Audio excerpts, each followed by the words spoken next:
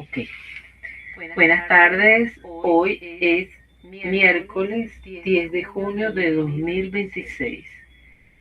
Iniciamos la clase número 4 del semestre intensivo junio-julio del 2026.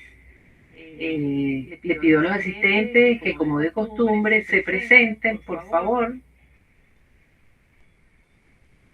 y enciendan su cámara.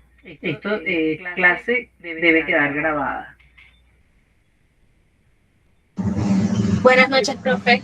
Buenas noches, Fernanda. ¿Cómo está? Bien. ¿Estás tú? Ah, Camila. Buenas noches, Camila. Buenas noches, profe. ¿Escuchas y ves bien? ¿Sí? Ok. Buenas noches, profe. Buenas noches, Derek. Esta ronda también me sirve para corroborar que están escuchando y viendo bien la transmisión. Buenas noches, Derek. Buenas noches, profe. ¿Cómo está? Michelle, Buenas noches, buenas profe. noches. Buenas noches. Melanie, buenas noches. Ya creo que estamos todos, ¿verdad? Camila, Derek, María Fernanda, Melanie, Michelle. Adrián me notificó que él estaba en la vía, pero que ya se iba a conectar. Entonces, si todos escuchan y están viendo bien la pantalla, vamos a dar inicio a la sesión del día de hoy. Recuérdense que la clase es grabada, que luego de los 45 minutos continuamos haciendo las explicaciones que haya de lugar de las asignaciones del día de hoy, que se refieren a el examen parcial 1 y al foro 2. Como les dije, como les mencioné, esta sesión va a tratar, un momentico aquí que estoy ajustando para poder ir viendo la hora de la grabación. Me debe quedar a la vista el reloj para saber hasta cuándo vamos a estar grabando. Ok. Entonces, como les decía, luego de los 45 minutos grabados, continuamos con la clase y vamos a comentar las asignaciones correspondientes que se refieren a el examen parcial 1 y al foro 2. Hasta el momento, a la hora en este momento, no las he podido cargar en el portal porque las asignaciones no están activas. Ya lo notifiqué a control de estudio de manera que ustedes puedan tener acceso a ellos. Sin embargo, para no trazarlos, dado que este periodo es un semestre intensivo, yo por notificaciones les envié en formato PDF tanto las preguntas del examen parcial 1 como la pregunta detonante del foro 2, de manera que ustedes vayan, las leen, las pueden ir trabajando y no se atrasen en responderlas. Solo estaría pendiente que tan pronto se active el portal, ustedes lo carguen. Recuérdense que la evaluación la estamos haciendo con duración de una semana, del día de hoy, miércoles 10, al próximo miércoles, que sería el 17. Entonces, tomar las previsiones para no trazar. Bueno, la clase de hoy la vamos a referir a un tipo de museo que se llama el Museo de Reconversión y Reutilización Patrimonial. En este caso, he tomado como ejemplo para desarrollar este tema el Museo d'Orsay en París. Es un ejemplo que reúne todos los aspectos a considerar cuando hablamos del origen de un museo de reconversión. Entonces, la arquitectura de museos en la década de 80 y 90 del siglo XX, el surgimiento de nuevas tipologías de museos, diferentes a aquellas que hemos revisado, que tuvieron su origen en las colecciones privadas y en el gabinete de curiosidades. Podemos mencionar que por lo menos hay cuatro tipologías que despuntan en esta década de 1980 a 1990. Está en pleno desarrollo hoy día, que estamos en 2026. Pero vamos a mencionar que destacan cuatro tipos, que serían el Museo de Reconversión, el Museo de Sitio, el Museo de Vanguardia e Impacto Urbano. Y el Museo de Sitio cuando toma en cuenta un aspecto de conexión con un vestigio arqueológico. Entonces, el Museo de Reconversión o Rehabilitación surge por la necesidad de salvar una antigüedad, como en este caso el ejemplo que vamos a desarrollar el día de hoy, que es la estación de trenes La Gare d'Orsay en Francia. El Museo de Sitio Ambiental surge para brindar el conocimiento sobre aspectos naturales en el propio lugar donde pueden ser visitada la naturaleza, y en ese caso estaría el Museo de los Glaciares en Noruega.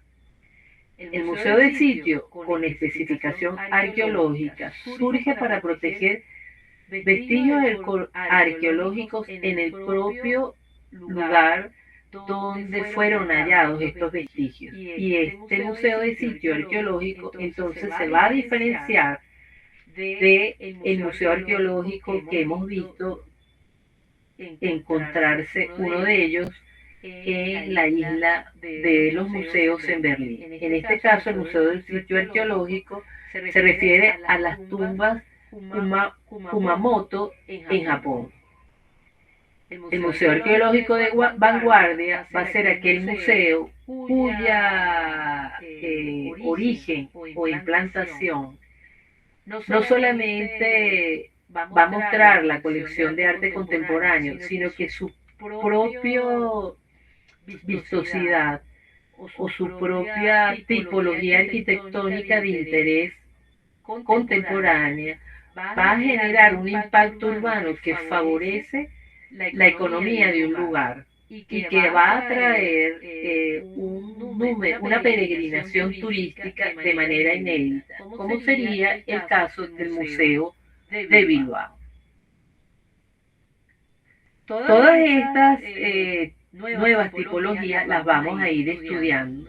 En particular, hoy vamos a trabajar al Museo de Reconversión con el ejemplo de la Gare d'Orsay. ¿Qué es este museo? ¿Cómo surge?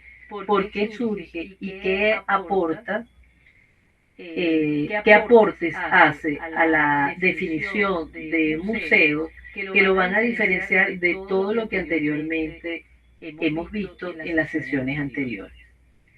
Entonces, esta magnífica edificación que estamos viendo aquí, que representa arquitectura neoclásica y que vemos que tiene una dimensión realmente monumental, fíjense que podemos compararla con el Paquebot que está en la parte inferior derecha sobre el río Sena.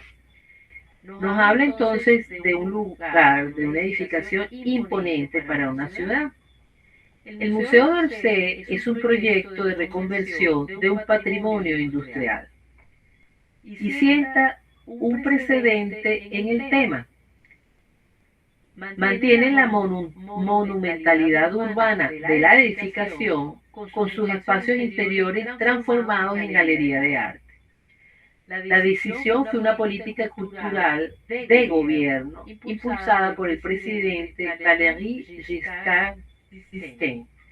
Marcó un precedente, pues evitó que se demoliera este edificio, que era un patrimonio de principios del siglo XIX. El Museo d'Orsay, entonces, surge con una doble motivación. Por un lado, la política cultural francesa, que visualiza la oportunidad de rehabilitar la imponente estación de trenes Gare d'Orsay o Quai d'Orsay, que había sido desactivada de uso en el año de 1973.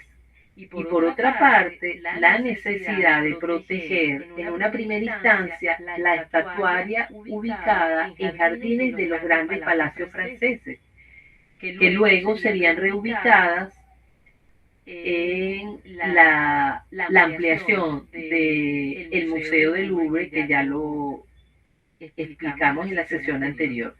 Pero además va a reubicarse aquí diversas colecciones de las bellas artes del siglo XIX, entre ellas la importante colección de obras del impresionismo y postimpresionismo.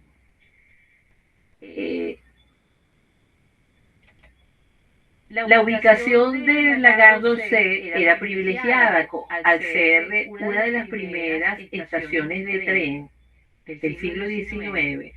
Fue ubicada en un lugar central, equidistante, de fácil acceso para los viajeros.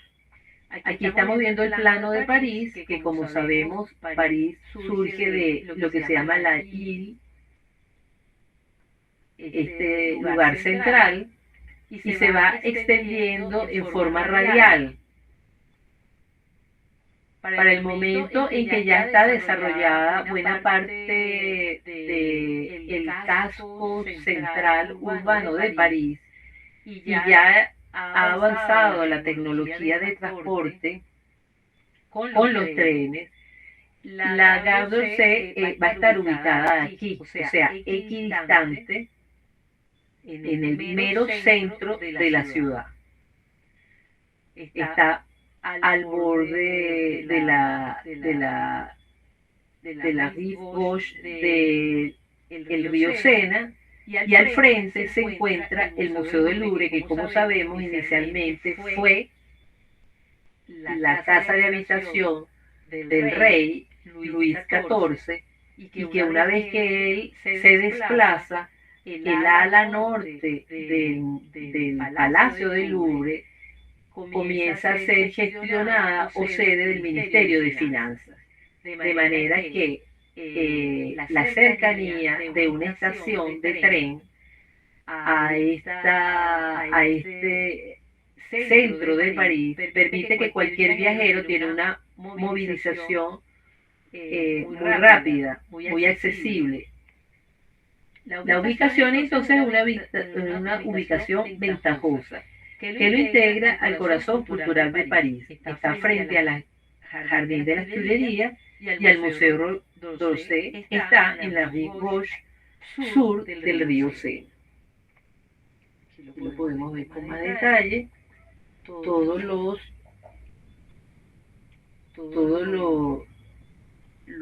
cercano que es a distintos lugares culturales. Está cerca de la Tour Eiffel y el Champ de Mars. Está cerca de los Invalides. Está cerca de lo que sería el Arco de Triunfo, el eje de la Gran Basílica de Sacré-Cœur también. Está cerca, por supuesto, de Notre Dame, de la Bastilla, que son lugares emblemáticos para visitar en París. Entonces, la Gare d'Orsay fue construida a finales del siglo XIX. En esta postal vemos que en aquellos años el transporte era todavía de coches de carretas con caballos. Fue entonces concebida como un terminal para la época moderna y que además contenía un hotel. Fue la primera en el mundo en contar con electricidad, y toda esta inversión o esfuerzo se hace para recibir a los visitantes de la famosa Exposición Universal de 1900. Este evento pasó a la historia porque fue la excusa perfecta para construir a la Tour Eiffel, a la famosa Torre Eiffel, que la vemos aquí en el lado derecho, al fondo. Esta torre, como todos sabemos, se constituye en ícono que desde esa fecha va a identificar a la ciudad de París y a Francia. La Gare d'Orsay ofreció servicios hasta 1939 como estación principal de los trenes de larga distancia. O sea, a principios del siglo XX, ella se constituía en una de las estaciones principales de Europa para recibir trenes de larga distancia. Pero avanzando el desarrollo de la red ferroviaria y de los propios trenes, hay la necesidad de ampliar la estación para responder entonces a los requerimientos de la extensión de espacio, que se ve entonces esta ampliación limitada por la localización central. Y eso hace entonces que el servicio de trenes se limite, ya no es de larga distancia, o sea, hacia los otros países, sino trenes de cercanía local, y así va a funcionar hasta el año de 1973. El proyectista de esta obra neoclásica, que tiene vestigios del post-renacimiento, fueron el grupo de Victor Laloux, Lucien Magne y Émile Benach.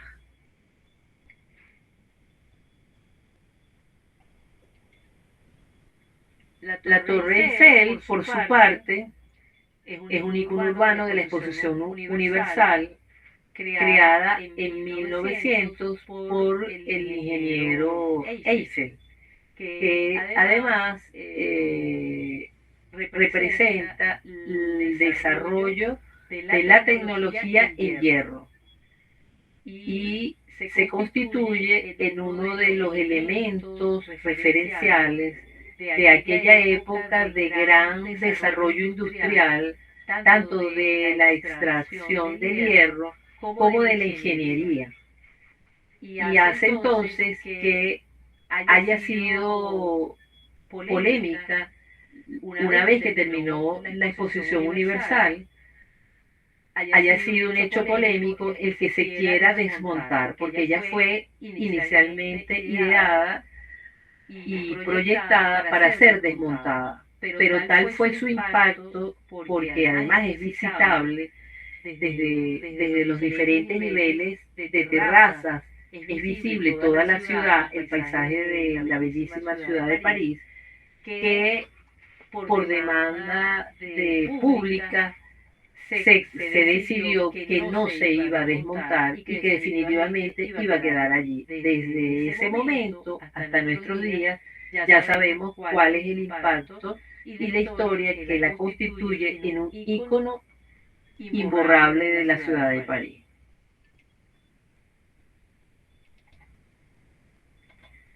Estamos hablando entonces de la Gare d'Orsay. La Gare d'Orsay es inicialmente una gran estación de trenes. En la foto de la mano derecha podemos ver la dimensión, es descomunal. Los trenes la atraviesan de punta a punta, los andenes, son el lugar de gran movilización para todos estos pasajeros que se llegan a la ciudad de París desde las distintas ciudades o de las más importantes ciudades europeas. De aquellos años el tren es una gran innovación, no estaba tan desarrollada los aviones, de manera pues que el transportarse por tren acortaba las distancias en un relativo tiempo. La estación de tren va a proveer en su parte baja de locales comerciales y en una de sus salas va a estar va a prestar servicios de alojamiento, con lo cual se vuelve muy atractivo el usar porque esta no es la única estación de tren que existe en París. Está la Gare de Nord, está la Gare Salazar. Hay varias estaciones grandes.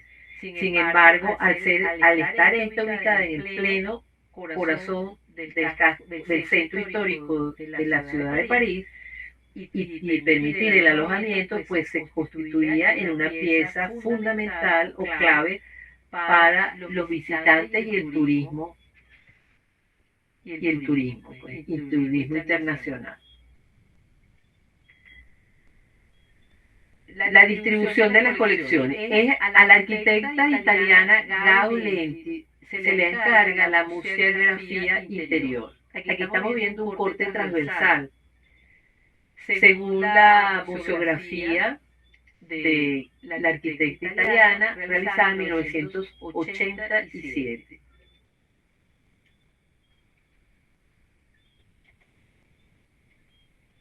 La rehabilitación en espacio de museo duró casi una década.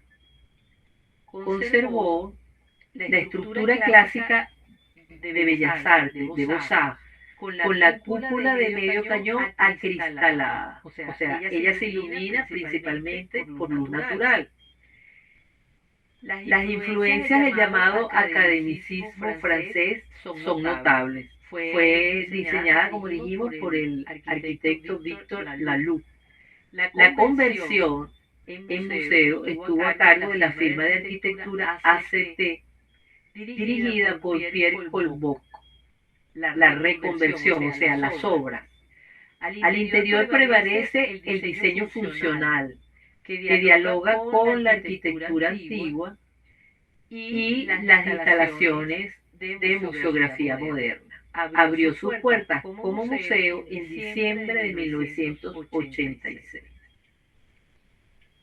Entonces, en planta baja, la gran nave central, donde se encontraba la línea de tienes, es el gran salón del museo que va a acoger esculturas permanentes del siglo XIX, bajo la bóveda de medio cañón de hierro y vidrio, que está bañada de luz natural y que representa un espacio, todo esto, de 135 metros de largo por 40 metros de ancho por 32 metros de altura. En la planta baja, o sea, lo que serían los andenes laterales, acogen exposiciones temporales de cuadros que van de 1848 a 1870. Son de la época del posromanticismo y del academicismo. En el nivel 2, intermedio, sobre las naves laterales son estas, se encuentra el arte decorativo, todo lo que se llama Art Deco, Art Nouveau, Art Deco, que tuvo una proliferación enorme tanto en la gráfica como en el diseño de muebles, muy importante, como un decorado particularmente inspirador de líneas geométricas. El Art Nouveau igualmente se destaca toda la mueblería de la casa Tonet, y todo lo que tiene que ver con la cristalería Lalique, las lámparas, etc. También aquí en el nivel 2 se va a alojar, obras del naturalismo y del simbolismo. Estamos hablando de estos niveles, el nivel 2. En el nivel 5, que son las salas superiores, aquí estamos viendo las salas superiores, se va a alojar buena parte de la obra impresionista y del postimpresionismo. Sabemos que el movimiento impresionista nace en Francia, entonces hay una magnífica colección. Las terrazas a la altura de los grandes relojes, los relojes se encuentran acá, hay terrazas a la altura de los grandes relojes, ofrece vistas panorámicas extraordinarias de París y del río Sena. Entonces, de esta manera es que se va a revertir el uso de los espacios de lo que fuera antes, andenes, locales, línea de trenes, etc. La gran sala de espera de la estación se convierte entonces, como les dije, en el gran salón de exposiciones. Aquí podemos ver la foto comparativa. Era la gran sala de espera de la estación convertida en el gran salón de exposiciones con esculturas de gran formato, que en principio fueron las primeras esculturas extraídas de los jardines clásicos más antiguos de Francia. Entre ellas estaban las esculturas que se encontraban en los jardines de Versalles, pero hasta que fue ampliada las salas del Museo del Louvre, y luego varias de las esculturas de gran formato que estaban en los palacios, en los jardines de los palacios, fueron a formar parte de los patios, tales como por ejemplo las que mencionamos, los famosos caballos de Marly. En esta otra gráfica vemos con más detalle lo que sería esta gran nave central donde se encontraba la línea de trenes. La línea de trenes se destina al gran salón del museo, que acoge las esculturas de gran formato con obras y obras permanentes sobre lo que sería la musealización de estos espacios de proporciones menores, que van a tener colecciones de formatos más pequeños. Entonces vamos a encontrar esta terraza interior donde también se están mostrando esculturas y puede ser recorrida completamente. La arquitecta Gauss-Lenti es la encargada de la museografía interior, es decir, de focalizar cuál va a ser el guión de interior y de qué manera se va a mostrar. Aquí vamos a encontrar esculturas de Auguste Rodin, de Jean-Joseph Perrault, de Jean Baptiste. Las terrazas, que es un espacio bellísimo y que complementa el interés y el atractivo de ir a conocer al Museo d'Orsay. Fíjense que el Museo d'Orsay se va a conocer por dos motivos. Uno, por las colecciones que allí se encuentran, que son valiosísimas, pero otro, por el mismo interés de conocer el espacio interior de esta magnífica espacio arquitectónico. Entonces, la terraza es uno de los atractivos. En la terraza, a la altura de los grandes relojes, ofrece vistas panorámicas y se puede salir al exterior de ellas. Es una extraordinaria vista de París hacia el río Sena. Al frente se encuentran todos los espacios que conforman los jardines de la Tuileries, del Gran Palais de Lenotre, con las vistas hacia el Museo del Louvre.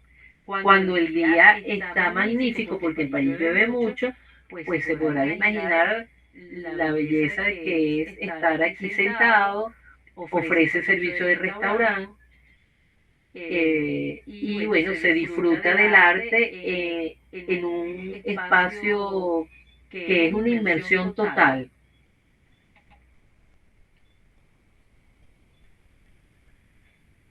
Ok, estamos entonces. El proyecto museológico es cronológico y temático. Alberga arte del siglo XVIII y siglo XIX. Estatuaria ubicada en jardines palaciegos, que como ya dijimos fueron reubicadas con la Pasión del Louvre. Aloja objetos de arte decorativa de principios del siglo XX y cuadros del impresionismo y postimpresionismo de 1848 a 1914. La transformación o musealización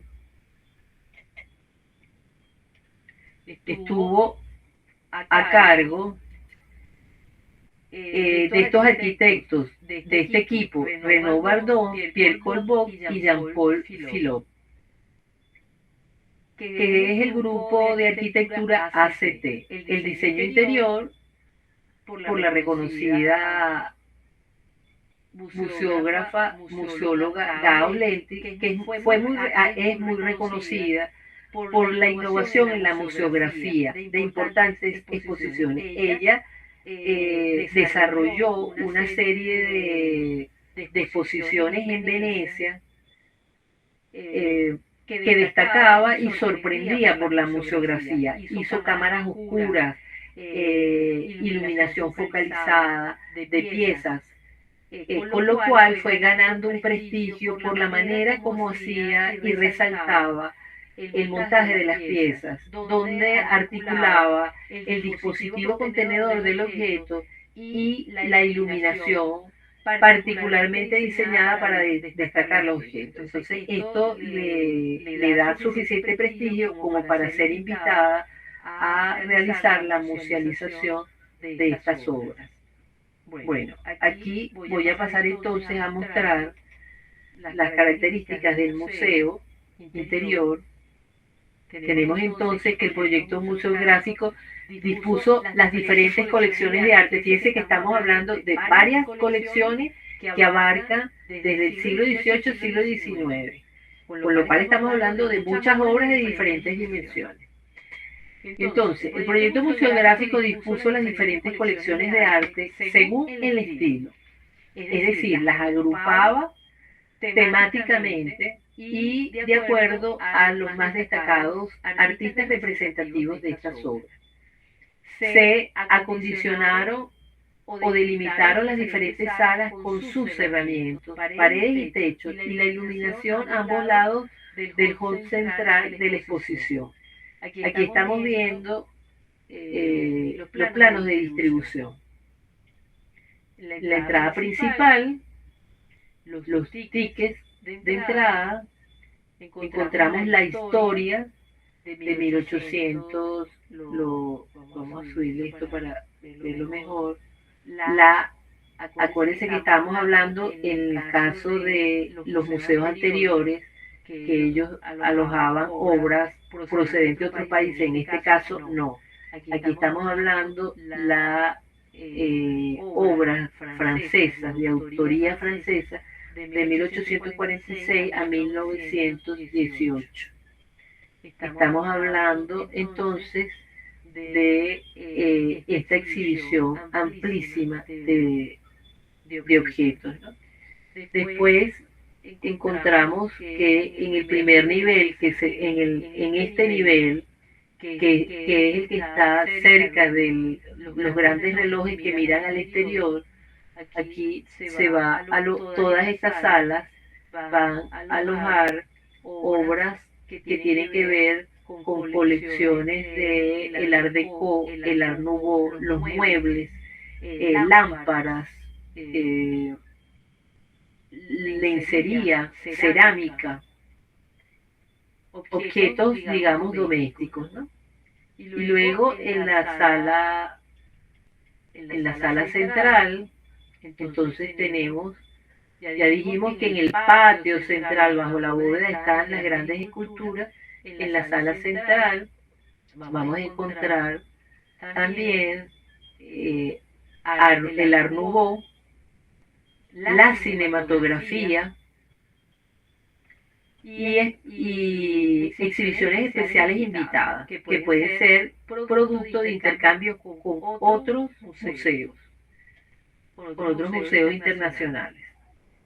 Entonces dijimos que en el nivel, en esta nave superior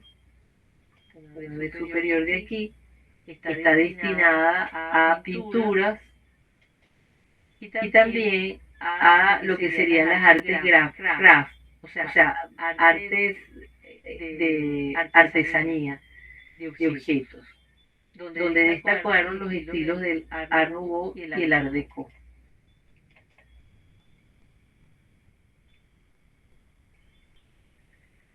Entonces, el programa arquitectónico, los espacios expositivos del museo están distribuidos entonces en tres niveles fundamentales: la planta baja, el nivel intermedio con terraza y la planta superior. Allí se ubican las diferentes salas de exposiciones organizadas según colecciones cronológicas y temáticas. O sea, cronológica es referida a los años en que fueron hechas, las décadas, pero además también organizadas temáticamente, si refieren a naturaleza, si refieren a hechos heroicos, si refieren a estampas domésticas. El auditorio es un espacio de 340 metros cuadrados con capacidad para 330 personas y está ubicado en el nivel intermedio. Las otras áreas no expositivas la componen una biblioteca especializada y un centro de documentación para estudiantes e investigadores y se enfoca en el arte del periodo 1848 y 1914. En este tipo de bibliotecas especializadas es que tienen libre acceso arquitectos y estudiantes de arte con su carnet, me refiero del mundo, es acceso libre. El auditorio es para conferencias, proyecciones y conciertos y tiene una capacidad para 350 personas. Existe también una librería y una tienda con publicaciones especializadas y venta de souvenirs. También tiene el taller de conservación, que son espacios técnicos dedicados a la restauración y el mantenimiento de las obras de la colección del museo. Las áreas del depósito contienen colecciones de obras en reservas internas y, muy curiosamente, también en espacios externos, no expuestos simultáneamente. Hay un restaurante histórico y un café de campana que está situado tras el gran reloj de la fachada. Fíjense que aquí el programa arquitectónico entonces es bastante amplio y es contemporáneo. Nos va a presentar un repertorio de espacios dirigidos a cubrir la expectativa tanto de servicio y preservación de las obras de la colección como de atención al público.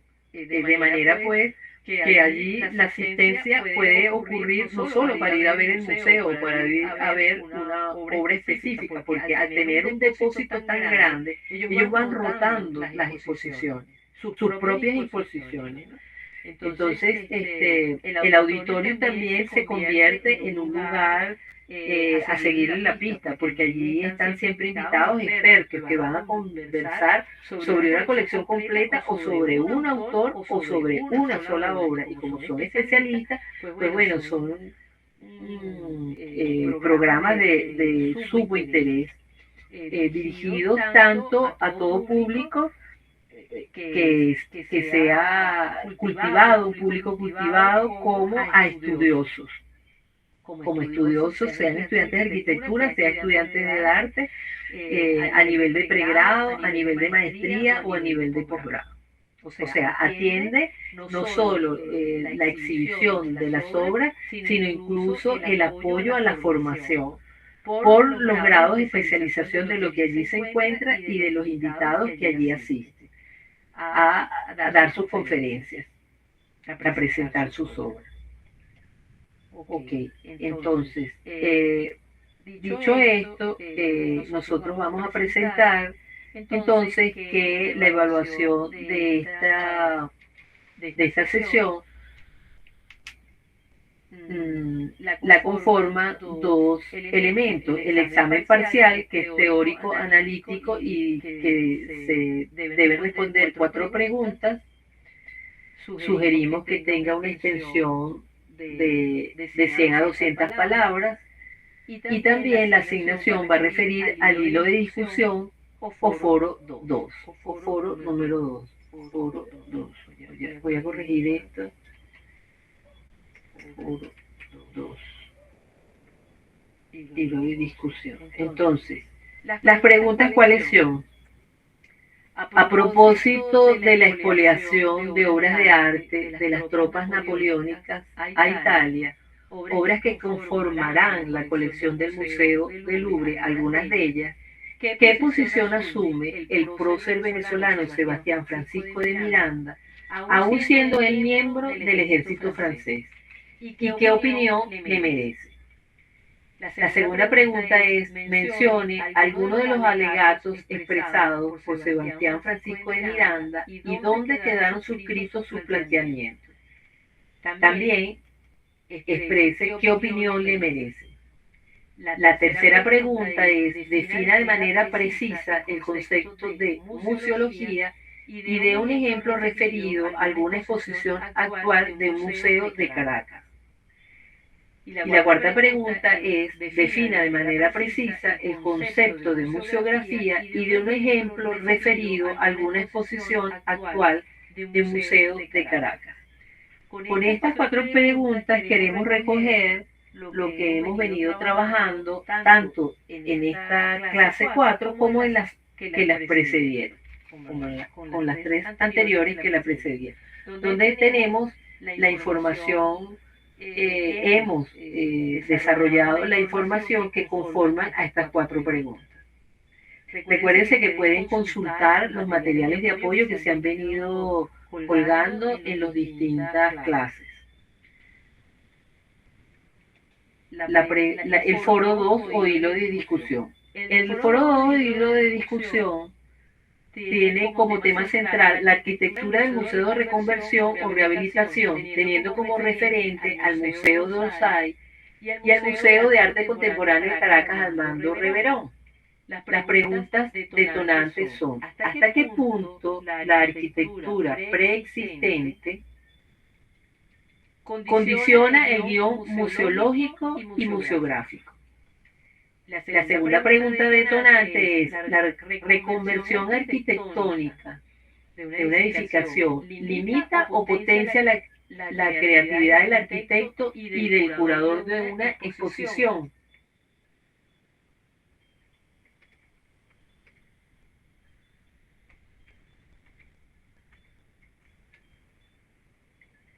La dinámica de participación para el hilo o foro 2 es: primero analicen, comenten, comparen y argumenten lo que hemos conversado con respecto a este referente que es el Museo de Orsay. Después respondan a la pregunta central, a las preguntas con una extensión sugerida entre los 120 máximo 20 palabras. O sea, acuérdense que esto es una intervención razonada. La réplica de la intervención razonada de un compañero debe aportar, la réplica, vamos a decir esto, la réplica debe aportar una reflexión crítica, una comparación, una ampliación del argumento. Debe evitar respuestas meramente afirmativas como estoy de acuerdo, o me parece bien, o me gustó, o creo que aportaron algo. No, debe ser argumentada. ¿Por qué? También el comentario, si hace referencia a un autor, porque se están refiriendo a una paráfrasis de algo que leyeron o algún comentario que pudieron indagar a través de su investigación en Google para apoyarse. Si van a hacer referencia, deben, acuérdense, citar cuál es esa referencia y hacerlo según las normas APA. Después de que hacen el comentario, colocar cuál es esa referencia o paráfrasis, ¿sí? Y entonces allí, si se trata de un link que fue el que investigaron en Google, pues colocan el link. O sea, no soportado, esta opinión soportado en la investigación de este link. Si se trata de un autor específico que es un crítico de arte, que haya mencionado o analizado a Lagrange o al Museo de Bellas Artes, el Museo de Arte Contemporáneo de Caracas, Armando Reverón, entonces citar quién fue esa persona y en dónde lo hizo, en un catálogo, en una entrevista, etc. Todo esto es porque nosotros debemos tener lo que se dice un rigor académico. El rigor académico consiste en que el conocimiento se basa en un compendio de pensamiento de muchas personas a lo largo del desarrollo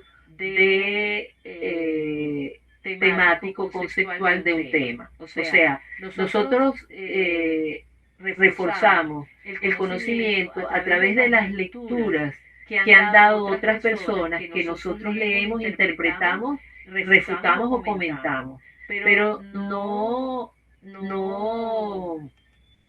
surge de la nada. De manera que cada vez que estamos hablando desde el punto de vista de análisis, desde el punto de vista de una opinión académica basada en un estudio, en una investigación, siempre debemos hacer referencia a ese antecedente que nos sirve de apoyo para poder opinar, para poder comparar o para poder mencionar. De manera que queda claro que esto es un compendio académico que tiene un soporte de origen conocido. y que no lo estamos comentando simplemente de manera coloquial. De manera coloquial es cuando converso algo, que lo converso y simplemente puede ser algo inventado, algo imaginado, puede ser un chisme, eso es lo coloquial. Pero cuando estamos hablando de argumentar, entonces debemos basarnos en argumentos sólidos. Y esos argumentos sólidos los conseguimos porque existen. Y los conseguimos porque existen y están asentados. Antes era en los libros y en las publicaciones, llámese catálogo, llámese revista, llámese periódico que hacía una entrevista, llámese libro. Ahora está agrandada la biblioteca porque tenemos ahora la biblioteca digital que nos provee toda la información a través de las indagaciones que hagamos en Google. Pero aún haciéndola de manera digital debemos citarlo. Bueno, entonces estos dos elementos conforman la evaluación de la clase 4 y que de alguna manera conforman la evaluación de la mitad del periodo intensivo. Sería el examen parcial 1 que tiene las 4 preguntas y el foro 2 que es el que les acabo de explicar. Bueno, hasta este momento doy por concluida la grabación y vamos a pasar entonces a hacer los comentarios de los contenidos de la clase y vamos a hacer las aclaratorias a las dudas que tengan las dos asignaciones.